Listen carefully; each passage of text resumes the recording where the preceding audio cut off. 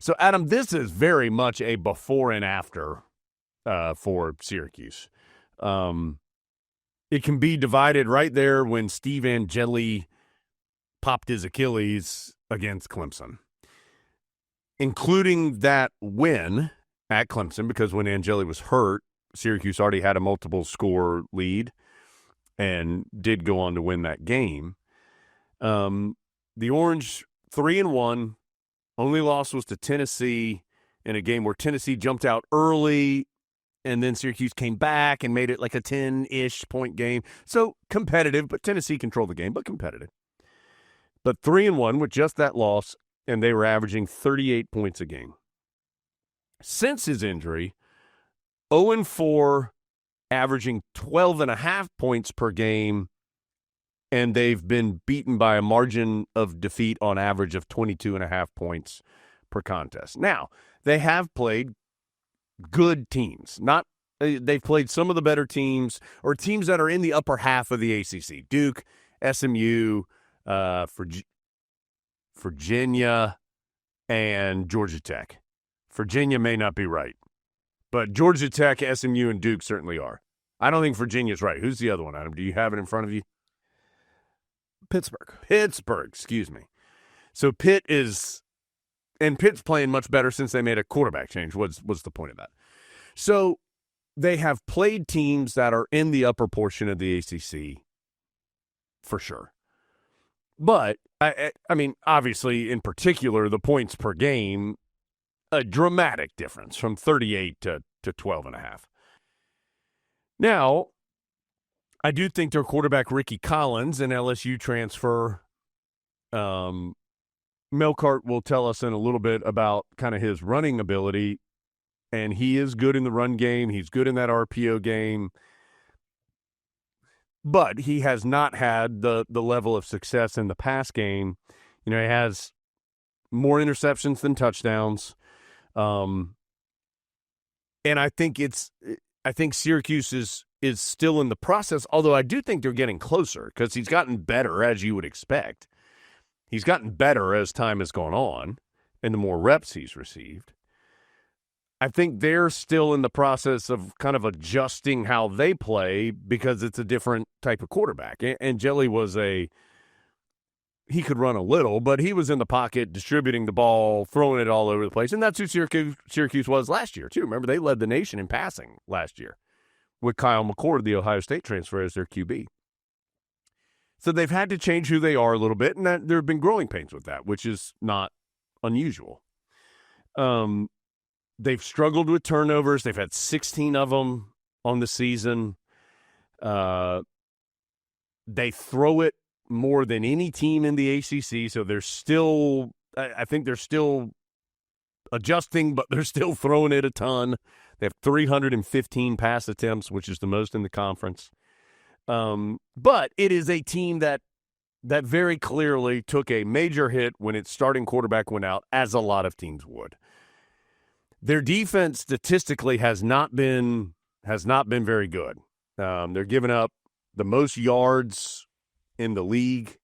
They give up the second most amount of points in the league, the second most amount of rushing yards in the league, and out of 17 teams, they're 14th in the amount of passing yards they give up. So they've had a tough time defensively. And this is not apples to apples, and I don't mean it in a negative way towards the teams of this era, but I do think they're kind of like a Larry Fedora, like the type of Tar Heel team in the way they want to play. They move really fast offensively, and as we saw when Coach Fedora was here, sometimes that does hurt your defense. They're on the field a lot, etc., all the things that we know. So, Adam, I think this is a winnable game for Carolina. The Tar Heels have not earned the right to think any game is 100% winnable or that they should be a favorite. And in fact, don't bet on it, although soon you can, apparently, in college athletics. But I think Syracuse is still favored in this game by a little bit. But I think this is a game Carolina absolutely can win. Now, the Tar Heels have to be better offensively. They have moved the ball better here these last couple of weeks, but they have to make the positive movement pay off with points. Adam, it's interesting, and I'm not going to get this exactly right, but let's say Carolina had 12 possessions against Virginia. Something like 8 of them were 3 and outs or a turnover, I think. So the point of that is, like, when you get a drive, like, the drives aren't coming all the time for the Tar Heels. So when they do come, when you get the drive, you've got to make it pay off. You have to score when you get into the scoring area, and that's been a big problem for the Tar Heels offensively. They are next to last in the league in red zone efficiency on offense. This is a wild. These red zone numbers are crazy to me. First of all, defensively, Carolina's really good in the red zone so far this year. They're second in the league, tied for 5th in the nation in red zone defense. But Adam, on offense, 16th in the ACC. But here's the crazy part about it. They've only been in the red zone 21 times, first of all. They've scored on 16 of them.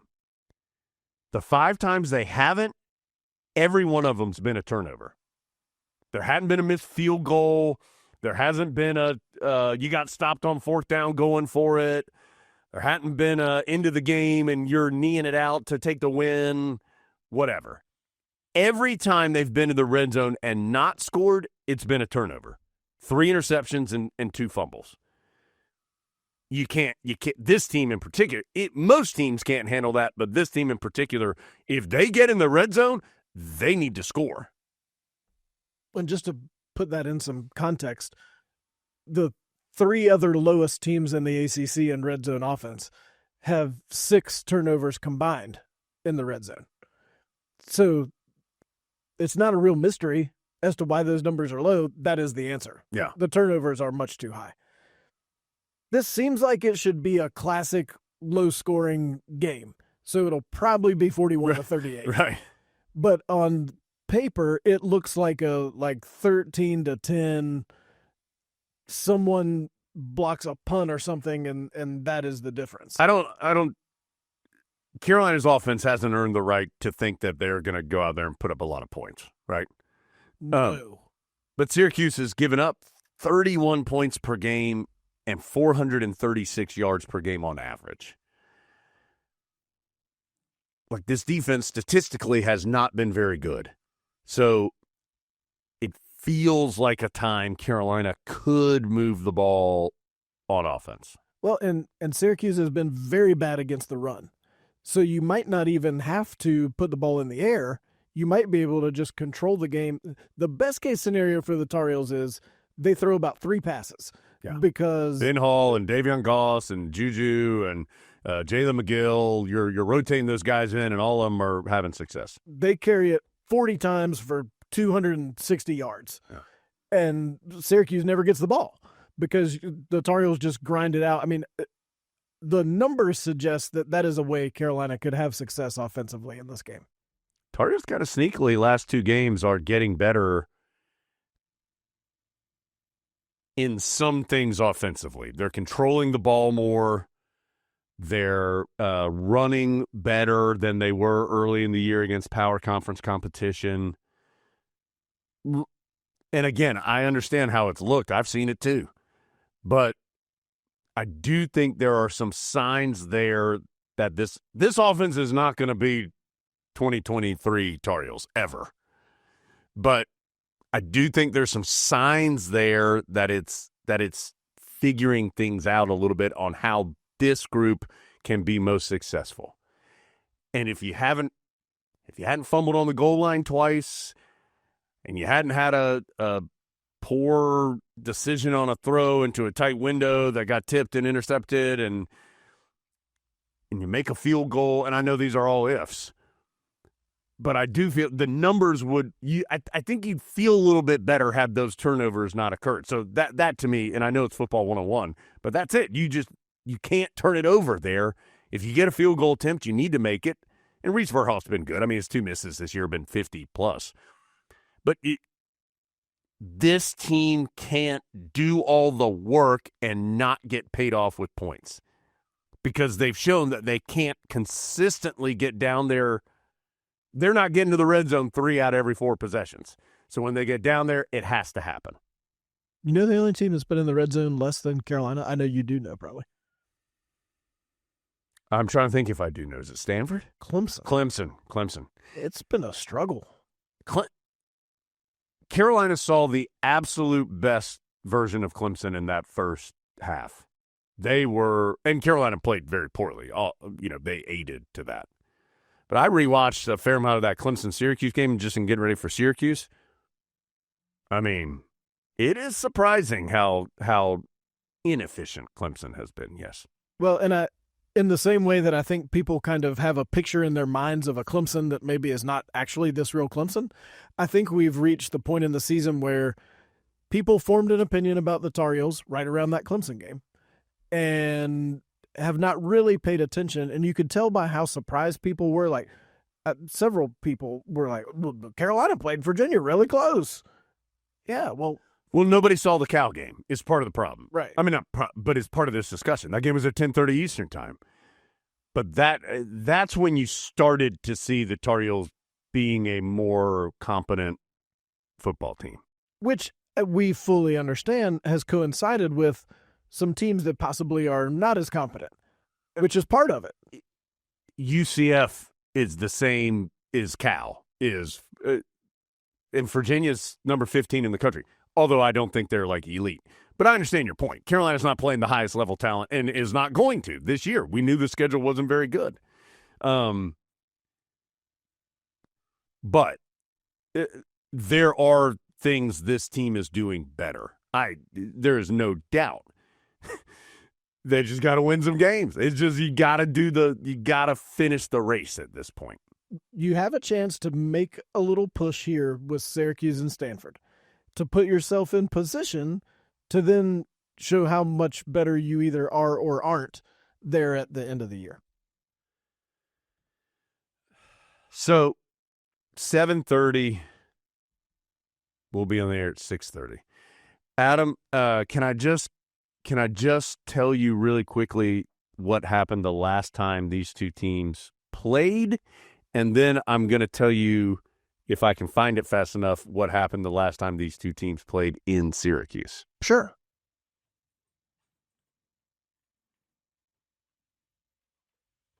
All right, let's start with what happened the last time these two teams played. Adam, I honestly think it may have been, and there were bigger wins, like more impressive wins. I think this may have been the best performance of the Mac Brown 2.0 era. You ready for this, Adam?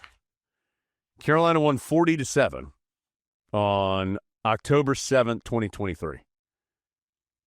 Adam. Carolina had 644 yards of offense. That's a lot of yards.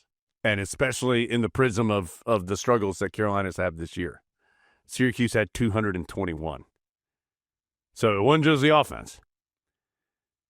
Drake May, 442 yards passing, 3 touchdowns, 55 yards rushing, and a touchdown. Nate McCollum, 135 yards receiving. Paysor, 100 yards receiving. Carolina led 27-0 at halftime. That's a pretty good performance. I think Glory Days probably started playing as Jones was reading those numbers. That sounds like a lot of yards.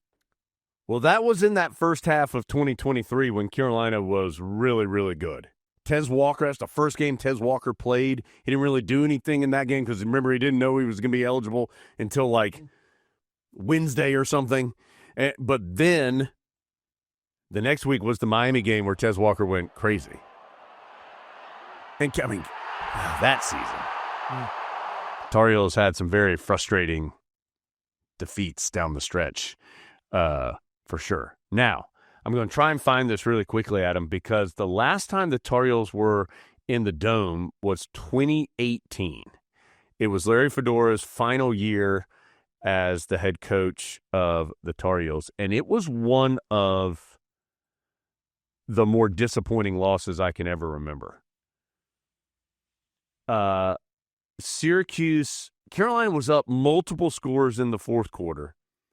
Syracuse hit a 42-yard pass with 99 seconds left to tie the game.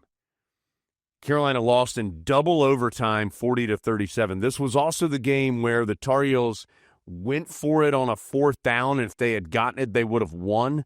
And Carl Tucker, and we like Carl Tucker, was wide open and received the pass and dropped it. And that opened the door for Syracuse to then hit a 50-yard pass to tie the game and eventually win it in double overtime. Also, if I remember correctly, they had to kick a field goal.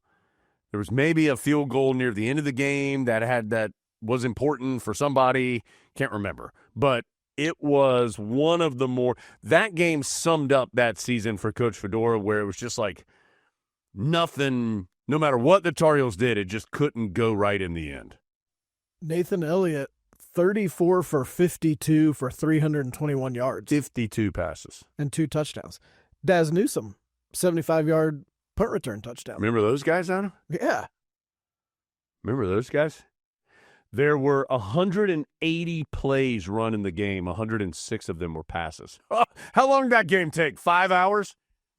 I mean, I'm serious. That had to be a 4-hour game. Double overtime with 180 passes thrown? So, different day today, for sure. Or coming up on, well, yes, tonight. Game tonight. Amazingly. Or Friday night, because this is coming out on Thursday. Kickoff was 12:20, and the end of game was 3:25. It was a 3-hour and 5-minute game. 12:20? What a weird start time. Syracuse was good that year. They were good that year. Tommy DeVito comes off the bench. Yep, they were good that year. Tar Heels have won the last 2 in this series, though. There was the COVID game in Kenan Stadium to start the 2020 season, and then that game from 2023 that we discussed. This is not a series that's been played very often. It's just the 8th all-time meeting. Carolina's won 4. Syracuse has won 3. And honestly, the road teams had a fair amount of success. Carolina's 2-1 in Syracuse. Syracuse 2-2 here in Chapel Hill, but at one point it was 2-0. So we'll see. Carolina hasn't played football in the not anymore Carrier Dome as much as I feel like they have. No, just 3 games. Because they've played so many basketball games there. They have played a lot of basketball games there. A lot. They played in the Dome in the Hurricane Fran game. And then in 2018, and then there was one other time that they played there for football. 2002. 2002, and they won that game. That was Dan Orner kicking all the 50-yard field goals. 30-22. Yeah. Okay. Adam, anything else on Carolina and Syracuse? No.